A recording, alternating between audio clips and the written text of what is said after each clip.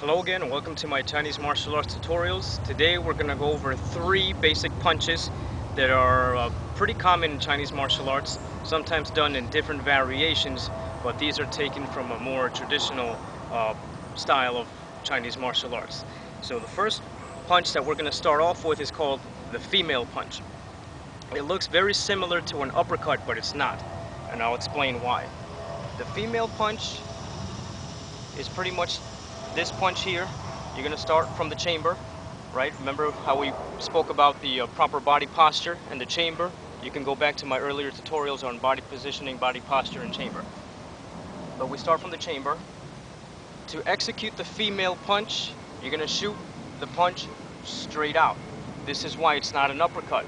An uppercut would swing from the bottom going up this way, but this is not a swing from the bottom up. It's a shooting the fist straight out. Here. Okay? Striking with the knuckles. This is a good strike to use when you're at very close distance to your opponent. Let's say somebody gets in your face, they're threatening you, or they're about to shove you saying, hey, look, listen, and you're right there, they're right there, right in front of you. You don't have much room. You can just shoot out the female punch right to the solar plexus. Here. Female punch, right? Nice and close range. It's not too extended, just nice close range, right there. Bam. Okay? Striking with the knuckles here, right to the solar plexus. That's the female punch. Looking at it from the front view. Okay? This is the female punch. Next punch, we call it the square punch or the vertical punch. Different styles do it differently. Some styles extend it all the way. Styles like Wing Chun have this punch, they call it the sun punch, where they extend the punch fully all the way. Not for this style. Square punch is pretty much kept, your arm is kept bent, almost at a 90-degree angle if you look at it. So it starts from the chamber. From here, you shoot, turning the fist, shoot it straight out. Striking with the first 2 knuckles here. That's the square punch. Again, not too extended. The arm should be slightly bent at a 90-degree angle, almost, maybe a little bit more. Striking also at close range. Again, this is a strike you can use for close range, at close range distances. It's good to use it with a step. That's the way I like to use it. When I strike with the square punch, I like to step with it and then come in with it. So again, this is the female punch here. This is the square punch here. Square punch, female, female, square, square, female, female. You can do it at any level. Lower level, mid-level, upper level, right at the bridge of the nose, right? Same thing. Square punch, square punch, square punch. Okay? One thing that distinguishes this punch from, like, let's say the Wing Chun punches is that we don't bring the elbow in to the center. Not necessarily that it's better doing it this way. It depends on the person or the situation. Whatever you want to use it for, it's always good to have different variations and learn how to use them. And we keep the elbow out, actually. Like I said, it's a close range punch, so you can't really tuck your elbow in if it's close range. You have to leave the elbow tucked out here. Just striking with the first 2 knuckles here. Okay? Again, female punch, square punch, and lastly, the most common punch in martial arts, the male punch here. Okay? Male punch. If you think about it, the male punch is actually a combination of all 3 punches, and I'll show you why. To properly execute the male punch, from the chamber, if you notice, my arm starts coming out first in a female punch, then it turns to a square, and then lastly, towards the end, I torque the wrist even more, so I get that extra snap, and now it's a male punch. Still striking with the first 2 knuckles here, okay?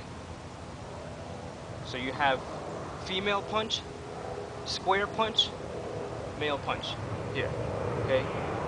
Usually for Kung Fu punches, it's always smart or best to conserve your strength. You don't tensen up until the very end. So nice and relaxed. The arm comes out, like I said, female, square, male, and I don't contract my muscles until the very end. So nice and relaxed. If you look at it here, here, and as soon as you contract, you relax right away because it gives you that extra snap. Using the waist, also the hips, the hip movements here. Okay, relax right away. You can tell if I'm relaxing right away because for guys, if you have that definition, you can always tell whenever the tricep or the muscles, even the shoulders, are contracted. You don't want to see this cut right here. You don't want to keep that arm contracted. Relax it right away. Okay, so when you properly execute it, you're going to see no cuts, then you'll see that cut, and then you should see no cuts again. That's the way to tell whether or not you're properly relaxed. You know, of course, obviously, you can always tell when somebody's really contracted or when they're stiff. You want to make it nice and loose, okay? Nice and loose. Here, nice and loose. Here, here, here, here. Nice and loose. Always get that relaxation. Never punch too stiff.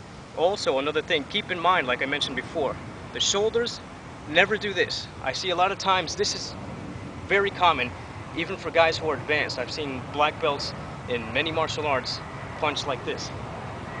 This is bad, because not only does it give you a monkey-looking posture, it also causes you to arch your back. This is bad, okay? I can't, well, to be honest with you, I can't necessarily say it's bad, but in Chinese martial arts, it's bad technique. For other styles like boxing, it's actually smart. Why? Because this shoulder here actually helps you to protect your chin, so you don't get knocked in the face. Okay, but for Chinese martial arts, it's different, and I'll show you why. I'll tell you why. For us, the reason why this is bad, or we just don't use it, is because of the fact that if you think about it, the logic behind the punch, when you drive your punch, you want to drive it straight. So you causing your shoulder to actually come up, now look what happens to the flow of your punch, or the power of your punch. No longer is the power going from your waist straight out.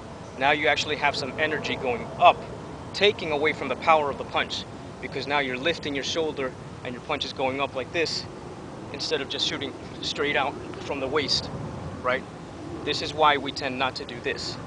Like I said, it's not that it's wrong, okay? In Chinese martial arts, it's just considered bad technique.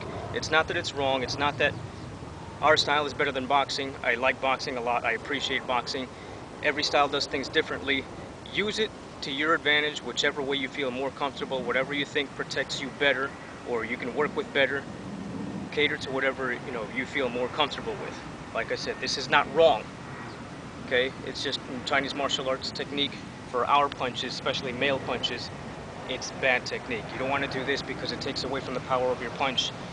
In boxing, it's different because they can actually, like, a lot of times they're already in this position and they don't need, there's no power taken away because they're already here. So, nothing is flowing upwards. It's already coming out. For Chinese martial arts, our shoulders are always actually starting down. That's why doing this takes away from the punch. So don't get into the habit of doing this. I see a lot of this. Even with weaponry, right? Spear, you thrust a spear, you come back, tilting, and I see this. Right away you can tell this is bad technique for martial arts because it gives you a monkey-looking posture. So remember, always, always, always chest out, shoulder down in everything you do, whether it's weaponry, empty hand, whatever you do. Thank you.